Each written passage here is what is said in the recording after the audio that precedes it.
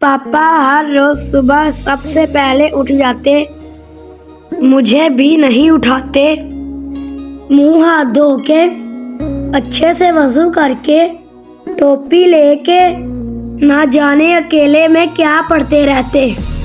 मैं और पापा हमेशा फजर की नमाज साथ साथ पढ़ने जाते हैं। आज सुबह जब मैं उठा तो पापा पहले से ही बैठे कुछ पढ़ रहे थे। फजर की नमाज का वक्त हो रहा था। मैं जल्दी से नमाज के लिए तैयार होने चला गया।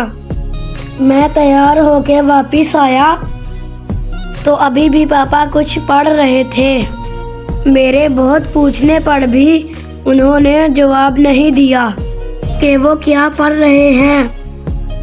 मैंने कहा, पापा जी फजर की नमाज का वक्त हो गया है। इतने में पापा की पढ़ाई ख़त्म हो गई तो उन्होंने बताया कि मैं एक वजीफ़ा पढ़ रहा था। कुरान मजीद में अल्लाह ताला ने हर मुश्किल का हल रखा है, इसीलिए हमारे प्यारे नबी हज़रत मोहम्मद सल्लल्लाहु अलैहि वसल्लम ने फरमाया, इस किताब पर अमल करो। जो कोई सूरतुल माइदा की आयत नंबर 114 अव्वल आखिर दुरूद शरीफ के साथ सुबह उठकर किसी से बात करने से पहले पढ़ेगा तो अल्लाह ताला उसे गायब से रिज़्क़ अता फरमाएगा और उसे कभी रिज़्क़ की कमी नहीं होगी।